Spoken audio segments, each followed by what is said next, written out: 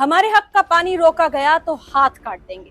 ये गीदड़ भपकी किसी और की नहीं बल्कि भारत के पड़ोसी मुल्क पाकिस्तान की है।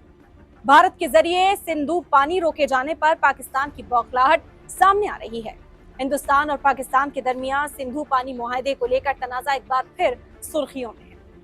पहलगाम हमले के बाद हिंदुस्तान की जानिब से सिंधु आब मुआहदा मुअत्तल किए जाने के बाद अब पाकिस्तान में पानी के मसाइल सियासी बहस का मरकज बन चुके हैं।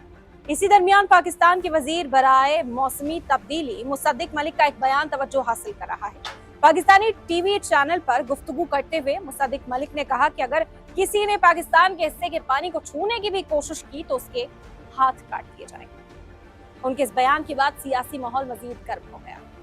दूसरी जानिब पाकिस्तान के इत्तलाती वजीर अताउल्लाह तरार ने भी बिना नाम लिए हिंदुस्तानी वजीर आजम पर तनकीद की और दावा किया है कि कोई भी मुल्क अपनी मर्जी से सिंधु आब मुआहदे को खत्म नहीं कर सकता। उधर हिंदुस्तान अपने मौक़िफ़ पर कायम है।